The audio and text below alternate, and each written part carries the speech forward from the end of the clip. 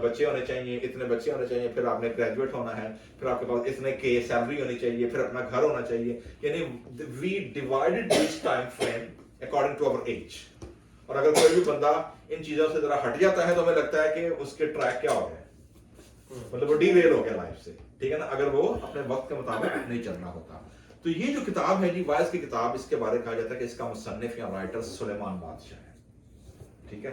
सुलेमान जो कि दाऊद का बेटा था, जो उस बीवी से पैदा हुआ बत्सबा से, जो पहले हित्ती ओरिया की वाइफ थी बत्सबा, ये उसका बेटा था। इस किताब के बारे में कहा जाता है कि सुलेमान ने तब लिखी when he was too old and senior, जब उसने अपनी जिंदगी के सारे तजर्बात क्या कर लिए, सारा उनका एक्सपीरियंस कर लिया जिंदगी का, ठीक है। कहा जाता है जी अमसाल की किताब उसने तब लिखी जब वो मिडिल एज में था। वाज की किताब जो आज हमने पढ़ा है तब लिखी जब वो ओल्ड एज था। और गजलियात की किताब सॉन्ग ऑफ द सॉन्ग जो है, जो रोमांटिक पोइट्री है, वो उसने तब लिखी जब वो जवान था। तो ये उसके बारे में कहा जाता है। सो वाज की किताब में आप देखेंगे चंद एक चीजों का वो जिक्र करता है। क्या है, अगर आप देखेंगे वो जो प्रियम्बल बनाता है, पहले बाब की पहली आयत में क्या कहता है जी, कहता है जी, दूसरी आयत पढ़ने लगा हूं इसी चैप्टर की, फर्स्ट चैप्टर 1 वर्स 1 and 2। वो पंजाबी में पढ़ना क्या है, फिर उर्दू हिंदी में सुनते हैं लफ्ज क्या यूज हुए, इसी चैप्टर की, इसी का वाइज की किताब। आंटी जी आपने देखा, निकाला चैप्टर 1 जरा देखें, उसके 2 वर्ड्स क्या कह रही है, पंजाबी और हिंदी दोनों में देखें। उपदेशक का यह वचन है, व्यर्थ ही व्यर्थ, व्यर्थ ही व्यर्थ, सब कुछ व्यर्थ है उस सब परिश्रम से जिसे मनुष्य धरती पर करता है, उसको क्या लाभ प्राप्त होता है। हाँ जी, थैंक यू। क्या जी शुरू में लफ्ज क्या है, व्यर्थ। व्यर्थ। व्यर्थ मींस बिना बिना पंजाबी में क्या? बिना मतलब के। बिना मतलब के। ओके, हाँ जी, हिंदी में क्या है जी, उपदेशक आखदा है व्यर्थां दा व्यर्थ, ओके, व्यर्थ, व्यर्थां दा व्यर्थ, सेम वर्ड, ठीक है ना। सब कुछ व्यर्थ। हाँ, व्यर्थ है। उर्दू में आया जी बातिल ही बातिल, वाज कहता है बातिल ही बातिल है, सब कुछ कहता है जी बातिल है। इंसान की उस सारी मेहनत से जो वो करता है क्या हासिल है, व्यर्थ, वेपर, बुलबुला उड़ जाता हवा में जो गायब हो जाता है, थोड़ी देर के लिए है और फिर क्या हो गया, गायब हो गया। वेपराइजेशन है, पानी हवा में वेपर हो गया, ठीक है। सो बुलबुला इट्स जस्ट लाइक अ पानी का, जो हम बच्चे खेलते हैं ना, वो क्या खेलते हैं, उसको क्या कहते हैं, वो भी हाँ वो उड़ाते हैं, वो बैलून्स, बैलून बिना मतलब के जो या हवा में, हवा में जो बुलबुला नहीं बनता, हवा में कोई मतलब वो जो पानी हवा का नहीं हो में गया साबुन बबल्स। से। सो कहता है जी जो एक्चुअल हिब्रू है, हिब्रू लैंग्वेज के मुताबिक जो वर्ड है, मतलब है वेपर। कहता है जी एवरीथिंग इज वेपर, उसका कोई अर्थ नहीं है, कोई उसका ग्राउंड नहीं है। यहां पर वो क्या कहता है, मैंने क्या करके देखा, मैंने सख्त मेहनत करके देख ली।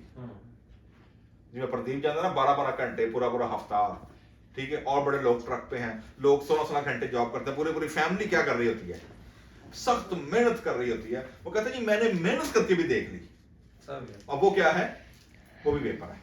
पहले चैप्टर में कहता है जी मेहनत क्या है, वेपर है। दूसरे चैप्टर में क्या कहता है, पहली आयत,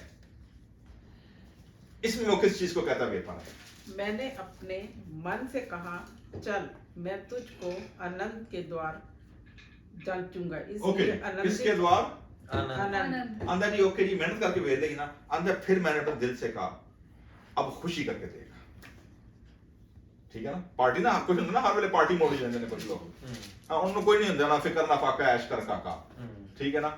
और एक वो हमारे यहाँ एक और मकूला था, वो किसी बंदे ने कहा जी जे अकल होए तो सोचा ही सोचा, जे ना होए तो मौजा ही मौजा, ठीक है ना।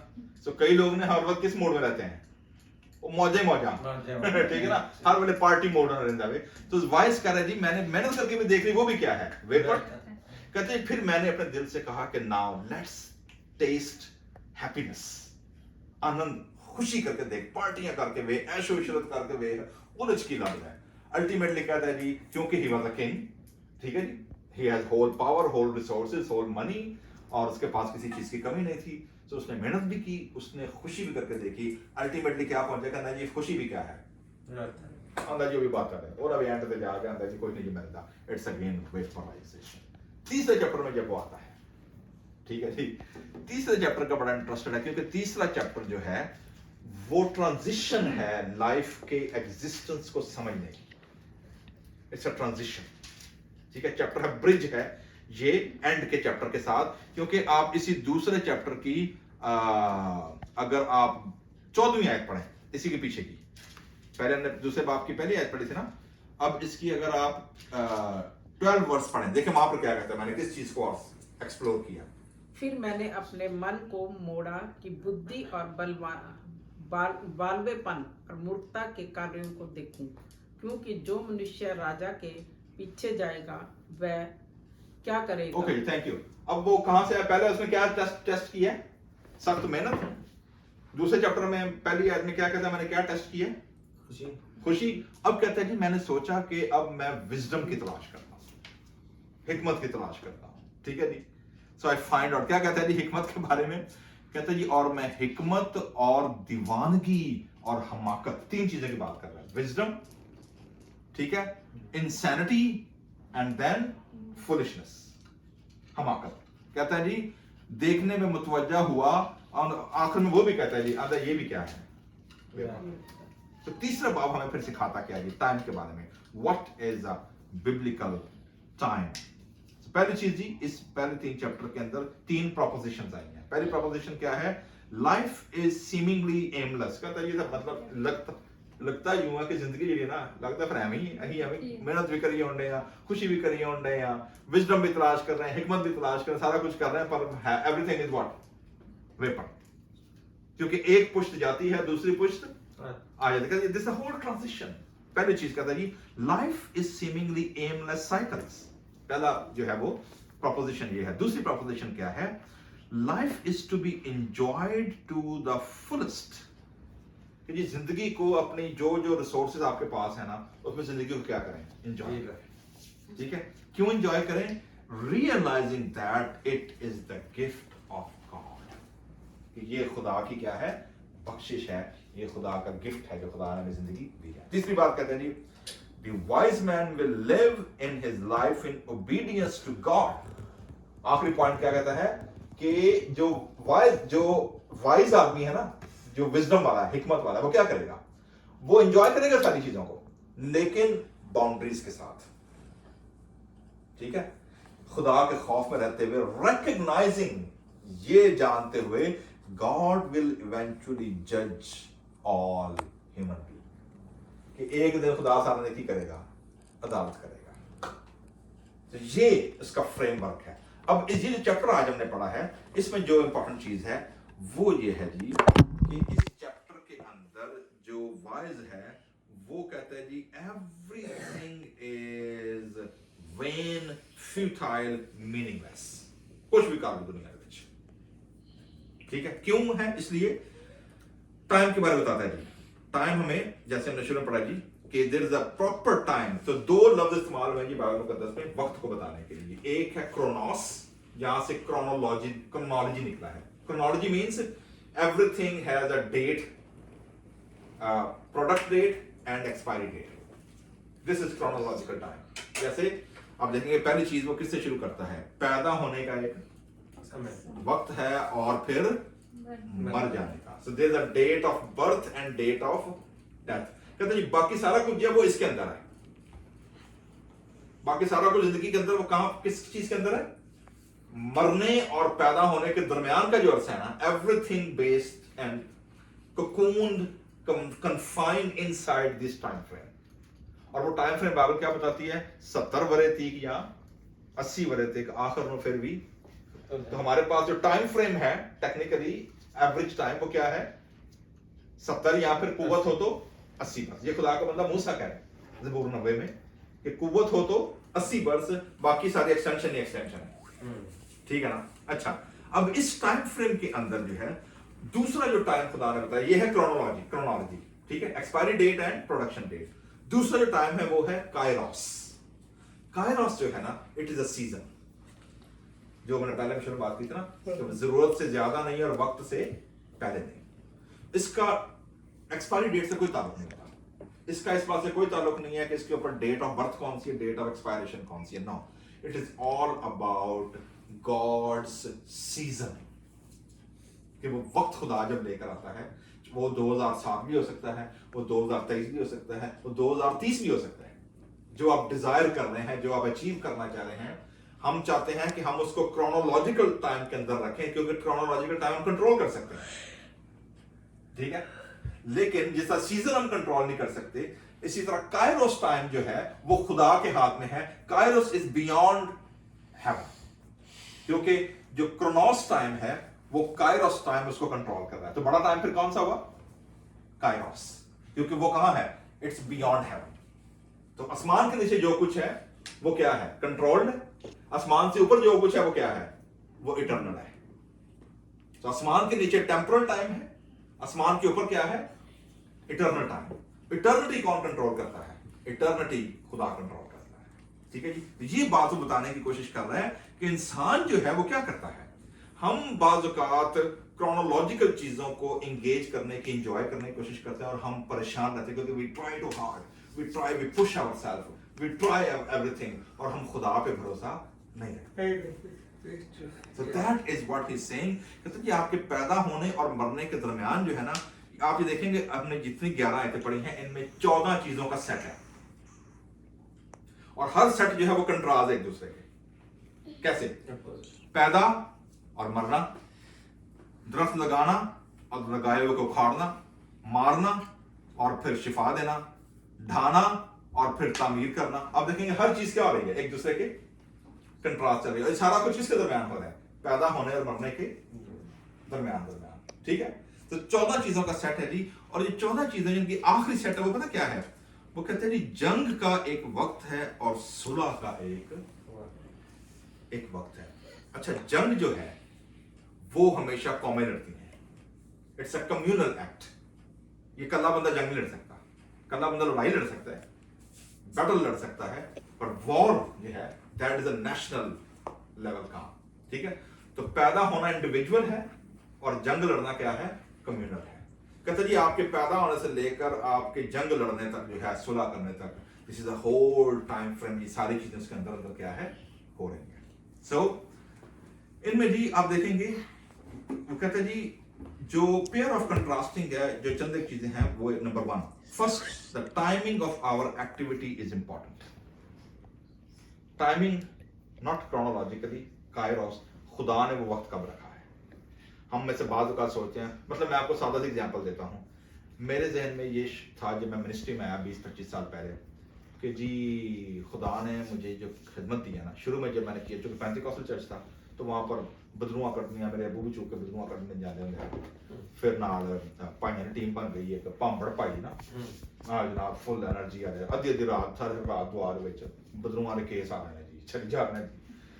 तो फिर वो जब चर्च में क्वायर रीड करना शुरू हुआ तो मुझे लगा कि ये जो हीलर आते हैं ना, हीलर प्रीचर, शफाया दवाइया है फट्टे चुक काम में, मतलब जनाब तुम बस क्रूसेड ऑर्गेनाइज करो, किसी को कहो या कोई तुहानू बुला ले, और अगर तुहाडे कोल गिफ्ट हीलिंग दा तो बल्ले बल्ले तुहानू कलाम सीखण दी सेमिनरी करन दी लोड़ ही नहीं, बस अलबत्ता काम चुक के रखा अल्लाह खैर सदा, ठीक है ना।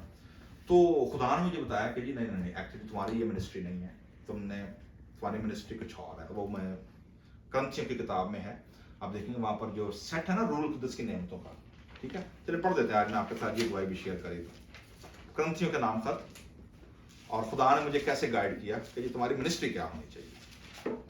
तो और मैं क्या मांग रहा था दुआ में, दुआ भी करने, रोजे भी रखने, रात दुआओं भी करनी, मार प्रेयर मीटिंगां भी करनी, ते जो डिजायर कर रहे थे ना वो कोई ना मिले, ठीक है।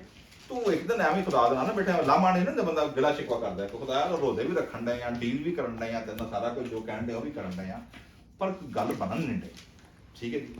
तो अगर आप देखेंगे पहला क्रंथियन उसका 12वां बाब, फर्स्ट क्रंथियन चैप्टर 12, और उसकी अगर आप चौथी और 5वीं आयत पढ़ेंगे तो वहां पर रूहुल कुदस की 9 नेमतों का सेट है। हाँ जी, 12 की चौथी आयत देखें क्या है। वरदान तो कई प्रकार के हैं, परंतु आत्मा एक ही है, और सेवा भी कई प्रकार की हैं, परंतु प्रभु एक ही है, और प्रभावशाली कार्य कई प्रकार के हैं, परंतु परमेश्वर एक ही है, जो सब में हर प्रकार का प्रभाव उत्पन्न करता है। किंतु सबके लाभ पहुंचाने के लिए हर एक को आत्मा का प्रकाश दिया जाता है, क्योंकि एक को आत्मा के द्वारा बुद्धि की बातें दी जाती हैं और दूसरे को उसी आत्मा के अनुसार ज्ञान की बातें। किसी को उसी आत्मा से विश्वास और किसी को उसी एक आत्मा से चंगा करने का वरदान दिया जाता है। फिर किसी को सामर्थ के काम करने की शक्ति और किसी को भविष्यवाणी की और किसी को आत्माओं की परख और किसी को अनेक प्रकार की भाषा और किसी को भाषाओं का अर्थ बताना। परंतु ये सब प्रभावशाली कार्य वही एक आत्मा करता है और जिसे जो चाहता है वह बांट देता है। ओके, ठीक है जी। खुदा का कलाम की तरफ है, जिसको खुदा चाहता है उसको बांट वो बांटता है। मांगने वाले पे नहीं है, तो ही मंगन हो। गॉड, अगर खुदा ने आपको इस्तेमाल करना है तो खुदा क्या करेगा?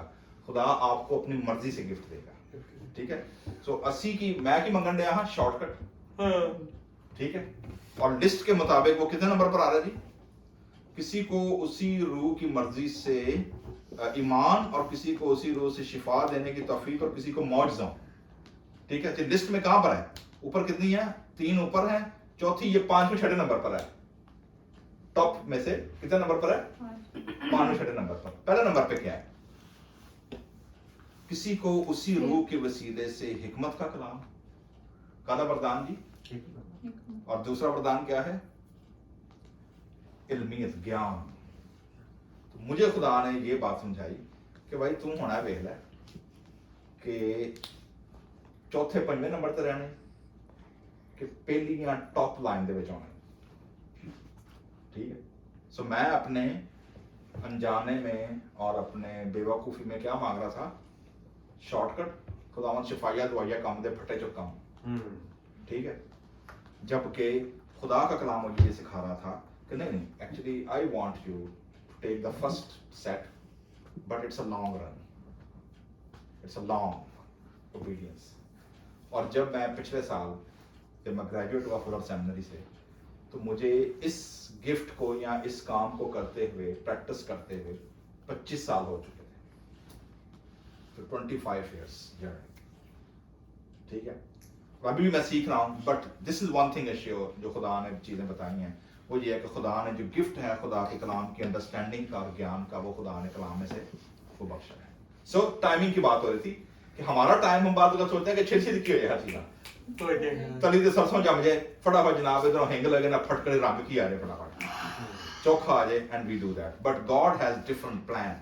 सो मेरे जीजो, बताने का मकसद ये है कि every activity is important, but it has a time. So don't hassle, don't worry. If God has promised you, He will give you, but in His time. दूसरी बात, second, these seasons are appointed by God, क्योंकि चीजों को Kronos time को eternal time क्या कर रहा है? कंट्रोल कर रहा है। So खुदा जब सारी चीजों को अपॉइंट करता है तो फिर हमें उन चीजों को कंट्रोल करने की जरूरत नहीं है। तीसरी बात जो है, जो की है इस पैसेज का, वो ये है, He has made everything beautiful in its time। क्या लिखा है यहाँ पर 11वीं आयत में कि मैंने कहता है जी उसने हर चीज को उसके वक्त में खूबसूरत बनाया। It's beautiful. तो चाहे हमारे जिंदगी में कमी हो, बेशी हो, दुख हो, तकलीफ हो, whatever in our life, पौलुस रसूल हमें याद दिलाते हैं जी कि तमाम चीजें मिलकर खुदा से मोहब्बत रखने वालों के लिए भलाई पैदा करती हैं। फिर हमें क्या करना चाहिए? अगर खुदा की टाइमिंग है और हमें पहली चीज, हमें अतावले नहीं होना चाहिए। उस चीज को हासिल करने के लिए दौड़ धूप नहीं करनी चाहिए, मेहनत जरूर करनी चाहिए, उसके लिए स्ट्रगल जरूर करनी चाहिए। लेकिन अगर वो आपके दिए हुए टाइम फ्रेम में पूरी नहीं उतर रही, देन डोंट परस्यू इट, क्योंकि खुदा ने उसके लिए कोई और वक्त क्या है वो मुकर्रर किया हुआ है। तो मेरा रिस्पॉन्स ये होना चाहिए कि खुदा ने जो मुझे टाइम दिया है उसमें मुझे क्या करे। वो कहता है जी मैं यकीनन जानता हूं कि इंसान के लिए यही बेहतर है। क्या बेहतर है? सजेशन क्या दे रहा है? खुश वक्त हो, बी हैप्पी, जॉयफुल, और जब तक जीता है नेकी ही करे, डू गुड, लोगों के साथ क्या करो? भलाई करो। तो मेरे जीजो, खुदा ने हमें जो कुछ दिया है, हमें उसके लिए खुदा का क्या करना चाहिए? शुक्रगुजारी करनी चाहिए। इस नए साल में अब जैसे हम जो है फ्रेज़नो पंजाबी फेलोशिप या फ्रेज़नो पंजाबी संगत जो है, हम लोग इसके लिए मतलब हमें 1.5-2 साल हो गए, है ना, almost, and we are praying and we are planning, साल ऑलमोस्ट, ठीक है ना। और अभी तक हम अब जाकर हमें टाइम जो है वो क्या नजर आ रहा है कि खुदा चीजों को क्या कर रहा है? अनपैक कर रहा है। ठीक है, सो ये हमारे सामने है कि खुदा जब नया काम करता है तो खुदा उसके लिए हमें वक्त देता है, रिसोर्सेज देता है, टाइम देता है, लोग देता है। और जब खुदा किसी चीज को लेकर आता है, कलाम में लेकर जो चीजें खुदा की तरफ से आते हैं उसमें किसी किस्म की बदी शामिल नहीं होती है। सो इस नए साल में मेरे अजीजों हमारा दावतनामा क्या है और लेसन इस बुक का ये है कि satisfaction is only found in God. हम में से बहुत से लोग सक्सेसफुल होना चाहते हैं लेकिन हम सेटिस्फाई नहीं होते। सो सेटिस्फैक्शन किस में आएगी? Satisfaction only found in God. Worldly things and all things under the sun will not satisfy. सूरज के नीचे, आसमान के नीचे जितनी चीजें हैं मटीरियलिस्टिक, वो हमें सेटिस्फाई नहीं कर सकते। सो मेरे जीजों क्या करना चाहिए फिर? Our hope is above the sun. हमारी जो होप है वो किसमें है? आसमान के ऊपर। जो चीजों को सारी खुदा कंट्रोल कर रहा है वो हमारी होप है। और इसीलिए वाज जो है वो इस किताब का इख्तिताम कैसे करता है? 12वें बाब को अगर आप देखेंगे वो कहता है जी कि अब सब कुछ सुनाया गया। 13वीं और 14वीं आयत, आखिरी चैप्टर की आखिरी 2 आयतें क्या कह रहा है? अब सब कुछ सुनाया गया। हासिल कलाम ये है, कहता है जी समरी इसकी वो ये है, खुदा से डर पहली चीज, नंबर 2 और उसके हुक्मों को मान। कि इंसान का फर्ज कुल्ली यही है। Why we are created, why we have been born, why we are existing, why? क्योंकि हमें खुदा के हुक्मों को मानना है, खुदा से डरना है। रीजन उसकी क्यों है? क्योंकि खुदा हर एक फेल को, जो कुछ हम करते हैं, हर एक पोशीदा चीज के साथ हम समझते हैं कि लोगों के यहाँ कर लिए, खा भली हो खा बुरी, क्या करेगा? अन्याय करेगा। ठीक है, सो खुदा के लोगों को इसके लिए खुदा का शुक्र अदा करना चाहिए। तो खुदा ने हमें जो टाइम दिया है, खुदा ने हमें जो गिफ्ट दिए हैं, खुदा ने हमें जो फैमिली दी है, खुदा ने हमें जो भी बहन भाई दोस्त अजीज रिश्तेदार दिए हैं, they are according to God's plan and purpose. और खुदा ने हर एक चीज का जमीन पर वक्त रखा है। आइए इस नए साल में हम इस अहद के साथ, इस अंडरस्टैंडिंग के साथ दाखिल हों कि खुदा ने जो कुछ हमें बख्शा है वो खुदा का पर्पस और खुदा का प्लान है। आइए हम अपने सरों को झुकाएंगे और दुआ करेंगे। सो प्रदीप से गुजारिश है आज की क्लोजिंग दुआ में प्लान माइक करेंगे। धन्यवाद करते हैं पिता परमेश्वर आपका इस सुंदर वचन के लिए जो आपने दिया पिता परमेश्वर। कौन है जो पिता परमेश्वर ये हमारी जिंदगियों के अंदर खुदा जी बहुत सारा फल लेके आए पिता परमेश्वर। और खुदा मेरे वचन के अनुसार जैसे आपके खादम ने बताया पिता परमेश्वर कि हम पिता परमेश्वर उन सब बातों के लिए जो समय ठहराया गया उनकी वेट करें, अपनी मेहनत करें। और खुदा यीशु जी उन बातों के लिए उतावले ना हो जो आपने हमारे लिए उस समय ठहराया नहीं हुआ खुदा जी, क्योंकि आप हमारे मांगने से और खुदा जी हमारी बातों के नहीं बल्कि आप वो परमेश्वर है जो सब कुछ जानते हैं। और जिस समय पे हमें कोई चीज़ चाहिए खुदा जी वो आप हमें देते हैं। हर बात के लिए, वचन की गहराई के लिए, हमारे इन वचन के भेदों को खुदा जी जब हम अपने भीतर पे जाएं, उसको गौर करें, उनको समझें। हर सुनते वचन के लिए भी आपके खादम के लिए प्रार्थना करते हैं। बहुत सी आशीष और बरकत देना खुदा जी। आपके खेत में काम करते हैं पिता परमेश्वर, किसी चीज़ की इनको कमी ना होने देना। इस कलीसिया के लिए खुदा जी आपसे प्रार्थना करते हैं, अपने पूरे परिवार को, भाई को, इनके परिवार को आप